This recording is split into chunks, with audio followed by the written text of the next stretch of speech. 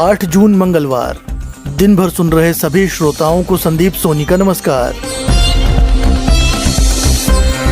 Corona की मार से उबरने के लिए क्या रिजर्व बैंक को अतिरिक्त नोट छापने चाहिए? सरकार आमतौर से कई आर्थिक योजनाएं चलाती है जिसके लिए इसे पैसों की जरूरत होती है। दीपावली तक मुफ्त अनाज देने की मोदी सरकार की घोषणा पर जरूरतमंद क्या कहते हैं? नहीं, वो जैसा मतलब आदमी को खाने का लिए वैसा रास्ता नहीं रहता है। 2 महीनों के बाद भारत में कोरोना के नए मामले 1 लाख से कम हुए। भारत में बीते 24 घंटे में कोरोना संक्रमण के 86,498 नए मामले सामने आए हैं। खबरें होंगी और भी सविस्तार से।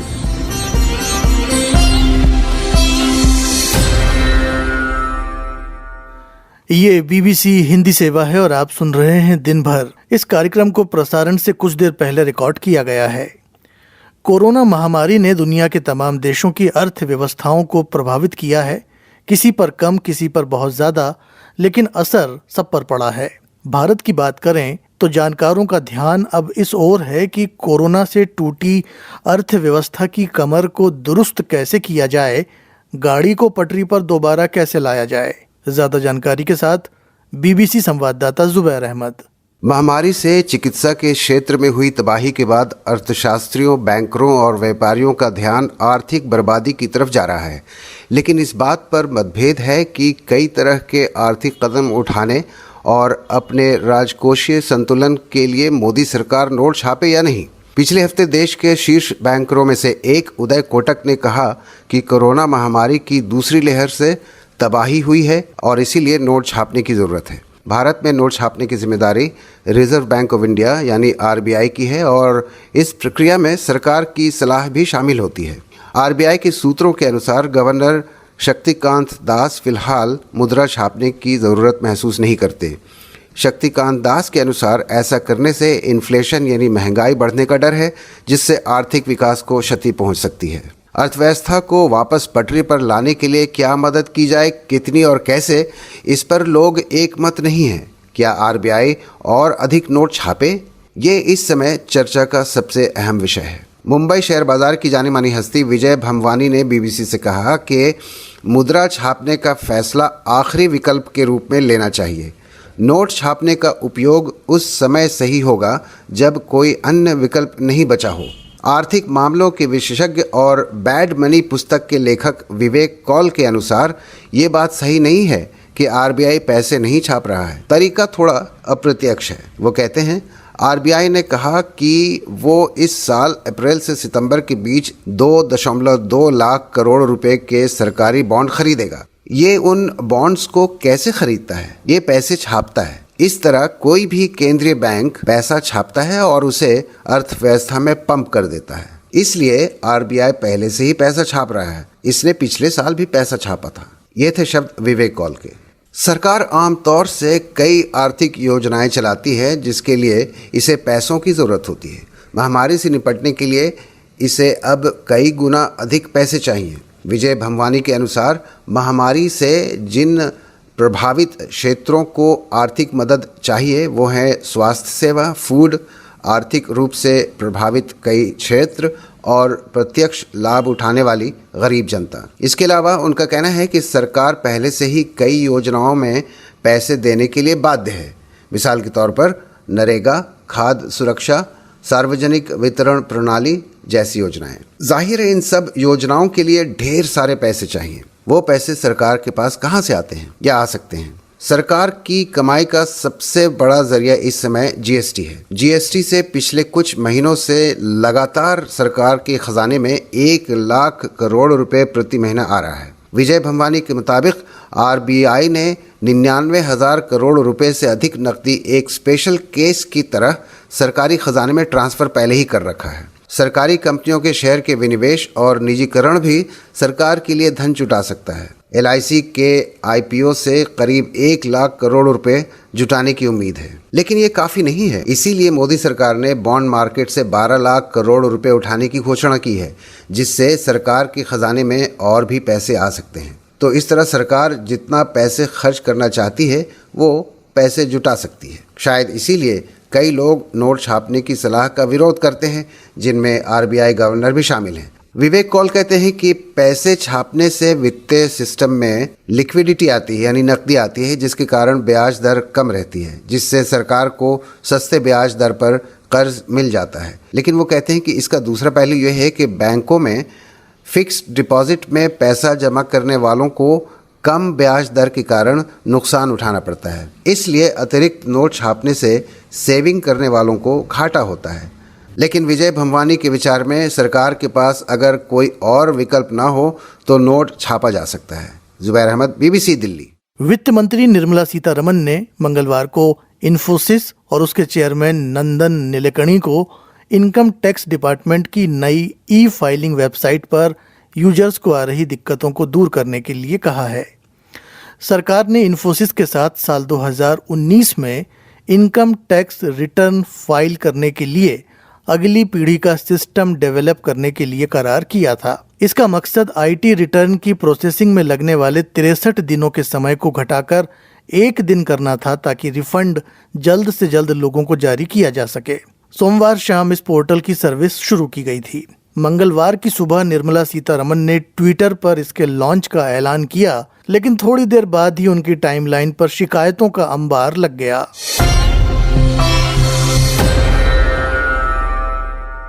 प्रधानमंत्री नरेंद्र मोदी ने सोमवार को राष्ट्र के नाम संबोधन के दौरान 2 अहम घोषणाएं की हैं। पहली है वैक्सीन के बारे में। 21 जून सोमवार से देश के हर राज्य में 18 वर्ष से ऊपर की उम्र के सभी नागरिकों के लिए भारत सरकार राज्यों को मुफ्त वैक्सीन मुहैया कराएगी। प्रधानमंत्री की ये घोषणा 21 जून को जब मूर्त रूप लेगी तब पता चलेगा जमीनी हालात क्या हैं। अब सुनिए दूसरा ऐलान, उन्होंने क्या कहा। पिछले वर्ष जब कोरोना के कारण लॉकडाउन लगाना पड़ा था तो प्रधानमंत्री गरीब कल्याण अन्न योजना के तहत 8 महीने तक 80 करोड़ से अधिक देशवासियों को मुफ्त राशन की व्यवस्था हमारे देश ने की थी। इस वर्ष भी दूसरी वेव के कारण मई और जून के लिए भी इस योजना का विस्तार किया गया था। आज सरकार ने फैसला लिया है कि प्रधानमंत्री गरीब कल्याण अन्न योजना को अब दीपावली तक आगे बढ़ाया जाएगा। महामारी के इस समय में सरकार गरीब की हर जरूरत के साथ उसका साथी बनकर खड़ी है। यानी नवंबर तक 80 करोड़ से अधिक देशवासियों को हर महीने तय मात्रा में मुफ्त अनाज उपलब्ध होगा।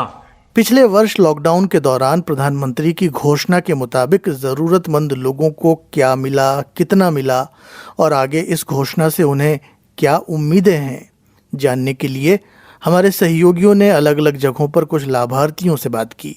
पहले सुनिए पटना में रहने वाली आरती देवी ने हमारी सहयोगी सीटू तिवारी को क्या बताया। हम लोग 8 सदस्य, उसमें हम लोग के 5 ही सदस्य का मतलब राशन है। तो उसमें है कि हम लोग को जो इतना का नाम है यूनिट है उतना मिल जाता है राशन। 6 महीना लगभग तक मिला है। हम झोला सिलते हैं, हस्बैंड टेम्पो चलाते हैं।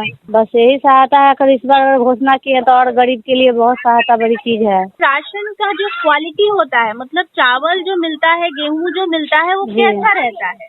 नहीं, वो जैसा मतलब आदमी को खाने के लिए वैसा रास्ता नहीं रहता है। लेकिन मजबूरी में हम लोग चार चुन कर उसको चुन चान कर खाते हैं। कभी गेहूं मतलब उसमें गठा मतलब पानी वाला कभी मिल गया, कभी चावल इकड़ी वाला मिल जाता है, उसमें कंकड़ जो रहता है उस तरह के रहता है। कभी साफ भी मिल गया, हर तरह का जब बोरा जैसा खुला। और कभी कभी तो ऐसा होता है कि उसको हाथ से मसलने से टूट जाता है चावल। और माप तौल मतलब जो तौलता है, माप तौल में तो कम ही रहता है दीदी। उसमें तो कम मतलब अगर 25 किलो अनाज मिला तो उसमें 23 किलो 22 किलो अनाज उतरता है।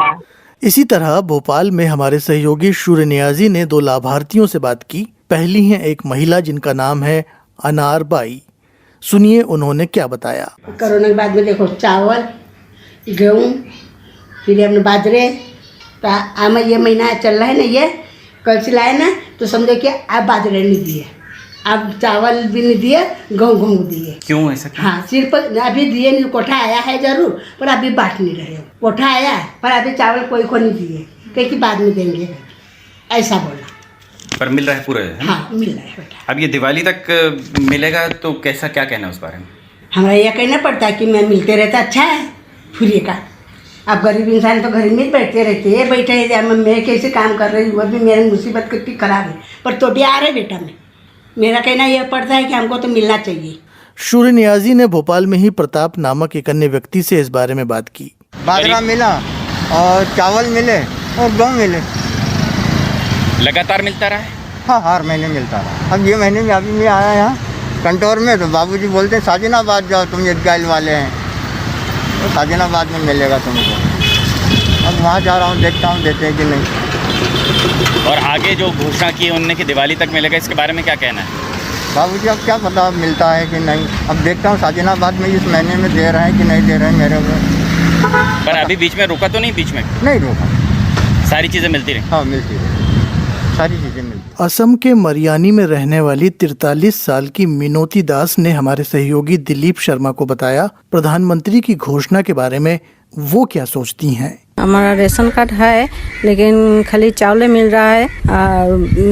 महीना में तो ये एक बार देता था, तो अगले लॉकडाउन में 2 बार दिया चावल खाली, और कुछ नहीं मिला। हम लोग का मेंबर 4 आदमी है। अगले महीने में 2 बार चावल दिया, 20 केजी 40 केजी। अभी तो हम एक छोटा मोटा एक प्राइवेट स्कूल में नौकरी करता हूँ या पियोन का। अभी स्कूल भी बंद है, दरमा नहीं मिल रहा है। अभी दिक्कत बहुत हो रहा है चलने में। 4 आदमी है हम लोग का मेंबर, और कुछ नहीं दिया ना, खाली चावल दिया है मुफ्त में, और कुछ नहीं दिया। दाल तेल नहीं दिया। तेल का दाम 1 लीटर का 220 रुपया। हम लोग कैसे चलेगा, कोई इनकम नहीं है ना करने वाला। चावल का साथ साथ दाल तेल ये सब थोड़ा दे देने से हम लोग का और थोड़ा अच्छा चल जाएगा। ऐसे सोच रहा है प्रधानमंत्री जी, यदि हम लोग को कुछ ऐसे देने से। अलग अलग जगह लोगों के अनुभव अलग अलग हो सकते हैं। श्रोता हमें भारत के तमाम हिस्सों में और भारत से बाहर भी सुन रहे हैं और अपनी टिप्पणियों के जरिए हमें अवगत करा रहे हैं। राम प्रसाद राय गिरिडीह झारखंड से, नादिर आलम किशनगंज बिहार से, शैलेंद्र सुमन कैचीधाम नैनीताल से, प्रेमराज निर्मल नागौर राजस्थान से, बलवंत राय सिरसा हरियाणा से, कृष्ण कुमार मिश्र विलियम नगर मेघालय से हमें सुनते हैं। इसी तरह सतीश मौर्य खलीलाबाद संत कबीर नगर उत्तर प्रदेश से, वासुदेव भारती गोरखपुर उत्तर प्रदेश से, रवि गोयल गाजियाबाद से, बजरंग कुमार दास रक्सौल बिहार से, डॉक्टर गजेंद्र मालवीय और राजेंद्र गौतम जैन हरदा मध्य प्रदेश से, दरवेश आनंद छत्तीसगढ़ में हमारे श्रोता हैं।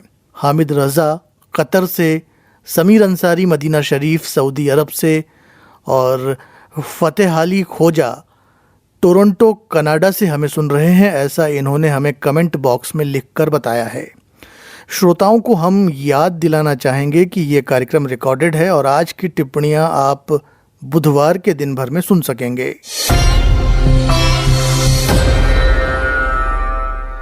जून का महीना कोरोना संक्रमण के नए मामलों में राहत की खबर लेकर आया है।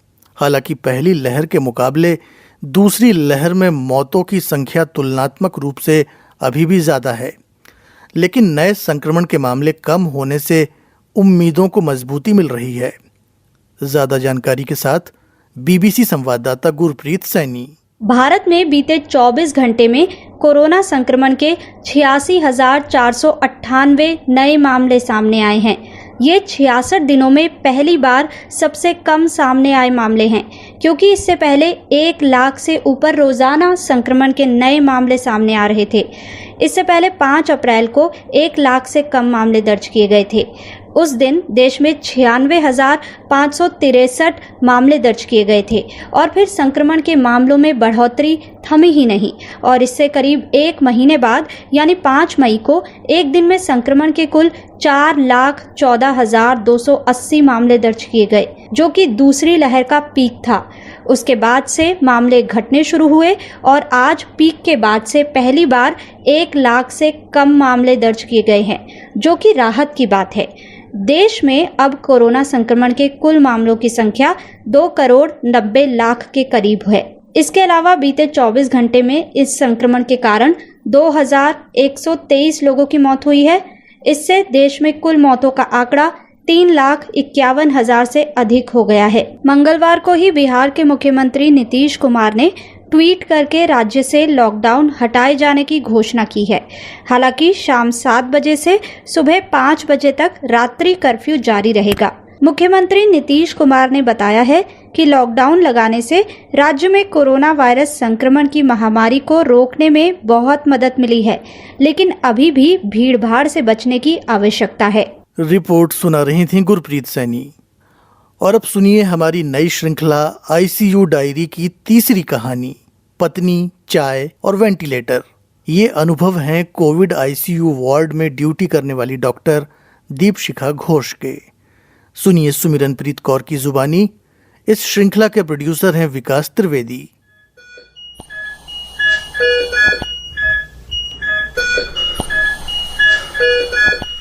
एक रोज एक दादाजी अस्पताल में भर्ती हुए। तेज बुखार और बेहद कम ऑक्सीजन लेवल। जिस रात मैंने उन दादाजी को आईसीयू में एडमिट किया, वो काफी बेचैन थे।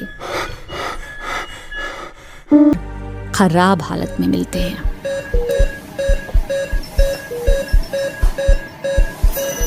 वो अब ज्यादा दिन बचेंगे नहीं।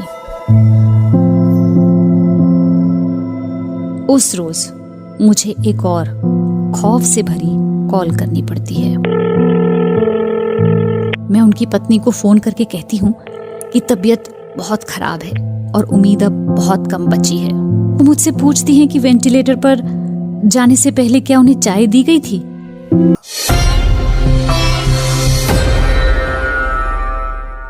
कार्यक्रम में आगे भगोड़े कारोबारी मेहुल चौकसी की खबर जो फिल्मी कहानियों जैसी लगती है, उससे पहले बात केरल ब्लैक मनी केस की, जिसमें अभी तक 21 लोगों को गिरफ्तार किया गया है।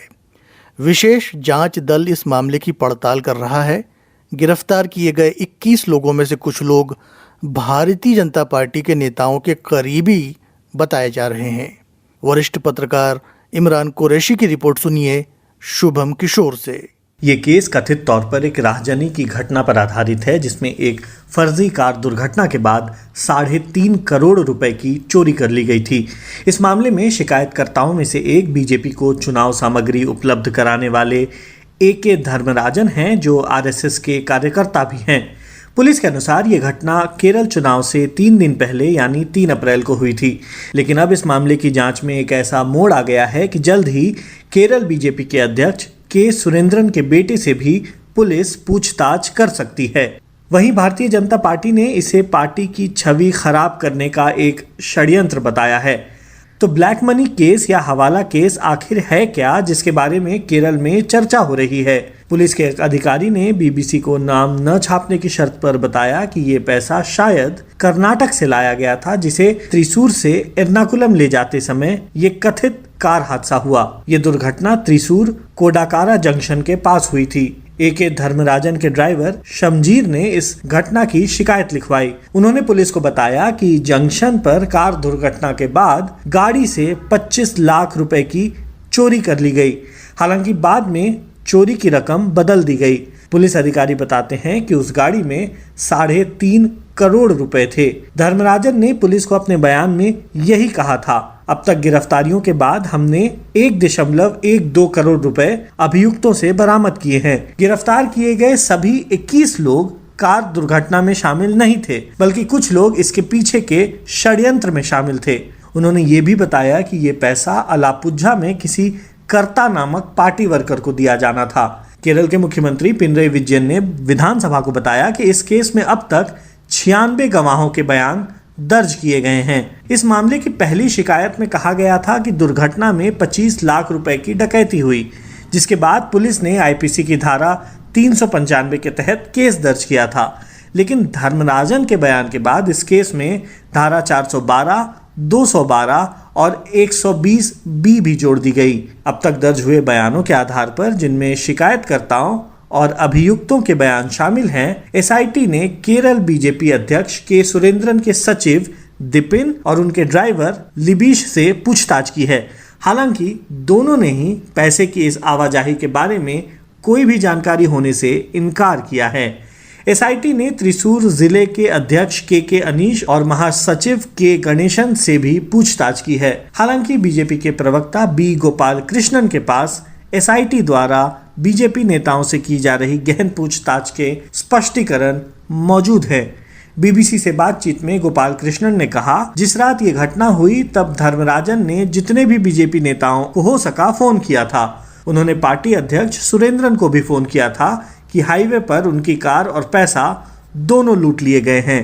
अब पुलिस की जांच इस बात पर टिकी है कि घटना की रात धर्मराजन और उनके ड्राइवर ने किस किस से फोन पर बात की। पुलिस फोन कॉल के रिकॉर्ड देख रही है। उन्होंने कहा कि केरल के मुख्यमंत्री और कांग्रेस से गठबंधन वाला यूडीएफ यानी यूनाइटेड डेमोक्रेटिक फ्रंट इस मौके को पार्टी की छवि खराब करने के लिए इस्तेमाल कर रहा है। मगर जैसे जैसे पुलिस की जांच में नए मोड़ आ रहे हैं और कुछ चीज़ें निकल कर सामने आ रही हैं, वैसे वैसे बीजेपी के अपने सर्कल में भी तू मैमे की खबरें सुनने को मिल रही हैं। बताया जा रहा है कि केरल के पुलिस चीफ द्वारा ये मामला एसआईटी को सौंपे जाने के बाद बीजेपी के केंद्रीय नेतृत्व में भी हलचल देखी गई थी। इसके बाद बीजेपी ने भी इस मामले की जांच के लिए 3 सदस्यों की एक कमेटी गठित की, जिसे मामले की जांच कर रिपोर्ट भेजने को कहा गया है। बीजेपी की इस कमेटी में मेट्रो मैन ऑफ इंडिया के नाम से मशहूर ई श्रीधरन, पूर्व डीजीपी और चुनाव में बीजेपी के प्रत्याशी रहे जेकब थॉमस और एक अन्य सेवानिवृत्त सिविल अधिकारी शामिल हैं। इस कमेटी ने कोई रिपोर्ट भेजी है या नहीं, इसके बारे में बीजेपी के प्रवक्ता बी गोपाल कृष्णन को कोई जानकारी नहीं है। हमने इस मामले में श्रीधरन को फोन किया, लेकिन न ही उन्होंने फोन उठाया और न ही उन्होंने हमारे मैसेज का जवाब दिया। बीजेपी इस बार केरल में अपनी एकमात्र सीट को बचाने में भी नाकाम रही थी, जो उसने 2016 में जीती थी। साथ ही 2019 के लोकसभा चुनाव की तुलना में पार्टी का वोट प्रतिशत पहले से कम रहा। ब्लैक मनी केस का अंजाम क्या होगा, इसके बारे में अभी नहीं कहा जा सकता, लेकिन मुख्यमंत्री पिनरई विजयन का कहना है कि इस मामले में जांच पूरी तेजी से चल रही है। रिपोर्ट सुना रहे थे शुभम किशोर। तो जैसा कि अभी मैंने कुछ देर पहले जिक्र किया था कि कुछ खबरें फिल्मी कहानियों जैसी लगती हैं। भगोड़े कारोबारी मेहुल चौकसी भारत से जब से फरार हुए हैं, घटनाक्रम में कई नाटकीय मोड़ देखने को मिले हैं। भारत सरकार मेहुल चौकसी को वापस लाना चाहती है, लेकिन वो भारतीय जांच एजेंसियों के हाथ ही नहीं आ रहे हैं। ताज़ा घटनाक्रम को ध्यान में रखते हुए बीबीसी संवाददाता विशाल शुक्ला ने एक रिपोर्ट तैयार की है। सुनिए इसे और महसूस करिए कि इस पूरे घटनाक्रम में कितने नाटकीय मोड़ हैं। 27 मई 2021 को जब कैरेबियाई देश डोमिनिका से खबर आई कि भारत के भगोड़े कारोबारी मेहुल चौकसी वहां गिरफ्तार हो गए हैं, तो ये बहुतों के लिए चौंकाने वाला था। मेहुल पंजाब नेशनल बैंक से 13,578 करोड़ रुपए की धोखाधड़ी के अभियुक्त हैं और लंबे वक्त से सबका ध्यान इसी केस के एक और आरोपी नीरव मोदी के लंदन से भारत प्रत्यर्पित किए जाने पर था। ऐसे में जब मेहुल के गिरफ्तार किए जाने पर भारत में उनके वकील विजय अग्रवाल ने कहा कि उनकी अभी मेहुल से बात नहीं हो पाई है और बात होने पर ही पता चलेगा कि उन्हें एंटीगा से डोमिनिका कैसे ले जाया गया, तो इस पर किसी ने ज्यादा ध्यान नहीं दिया। अगले कुछ दिनों तक एंटीगा के सूत्रों की ओर से कहा जाता रहा कि चोकसी क्यूबा भागने की फिराक में थे। डोमिनिका पुलिस ने कहा कि चोकसी को अवैध रूप से डोमिनिका में घुसने की वजह से गिरफ्तार किया गया। वहीं चोकसी के खेमे से कहा गया कि उन्हें किडनैप करके डोमिनिका ले जाया गया। यूं तो अभियुक्त होने की वजह से सबसे कम भरोसा चोकसी की कहानी पर ही किया जा रहा था, लेकिन अब जबकि इस प्रकरण के करीब 10 दिन बाद चोकसी के वकीलों ने एंटीगा पुलिस के पास अपहरणकर्ताओं के नामों के साथ अपहरण की शिकायत दर्ज कराई है, तो एंटीगा के प्रधानमंत्री इसे गंभीर मान रहे हैं। मेहुल चौकसी की पत्नी प्रीति चोकसी ने इस बारे में भारत के कई मीडिया संस्थानों और न्यूज एजेंसी INS से बात की। इस बातचीत में उन्होंने मेहुल का पक्ष रखते हुए बताया कि 23 मई को चोकसी के लापता होने से लेकर 26 मई को उनके बारे में पहली खबर आने के बीच क्या हुआ। प्रीति के मुताबिक 23 मई को मेहुल एक महिला के साथ डिनर करने के लिए घर से कार लेकर निकले थे। उस महिला ने हमारे घर के सामने वाला अपार्टमेंट किराए पर लिया था और पिछले 8 महीने से वो यहाँ आती जाती रहती थी। हम उसे बारबरा जोसेफ, बारबरा जेसिक और बारबरा जाराबिका के नाम से जानते थे। वो वॉक करने के दौरान मेरे पति से मिलती थी। उसने बताया था कि लंदन स्कूल ऑफ इकोनॉमिक्स से उसने पढ़ाई की है और वो घरों के रेनोवेशन का काम करती है। प्रीति ने बताया, मई में वापस आने पर बारबरा ने कहा कि उसके बॉस एंटीगा में संपत्ति खरीदना चाहते हैं और इसीलिए उसने मेहुल को खाने पर बुलाया। जब मेहुल उसके घर गए तो आगे और पीछे दोनों के दरवाजे खुले हुए थे। कुछ मिनटों बाद वहां नीली वर्दी पहने 8-10 लोग आए और कहने लगे कि वो मेहुल को पूछताछ के लिए ले जाना चाहते हैं। उन्होंने मेहुल को नाव पे बिठाया। एंटीगा के जॉली हार्बर पर एक बड़ी नाव उनका इंतजार कर रही थी जो उन्हें डोमिनिका ले गई। प्रीति का कहना है, मेहुल ने मुझे बताया कि नाव पर भारतीय मूल के 2 लोग थे। हमें नहीं पता वो किसके लिए काम करते हैं। उनका नाम गुरमीत और गुरजीत था। उनमें से एक ने बताया कि वो पंजाबी म्यूजिक वीडियो बनाता है और दूसरा बर्मिंघम में रहता है। प्रीति आशंका जताती हैं कि कैलियोप ऑफ आई और लेडी एन नाम की इन्हीं 2 नावों से मेहुल को एंटीगा से डोमिनिका ले जाया गया होगा। वहीं चोकसी के वकील विजय अग्रवाल का सीधा आरोप है कि उन्हें एंटीगा से जबरन डोमिनिका ले जाया गया। उनके शरीर के निशान बताते हैं कि उनके साथ जबरदस्ती हुई है।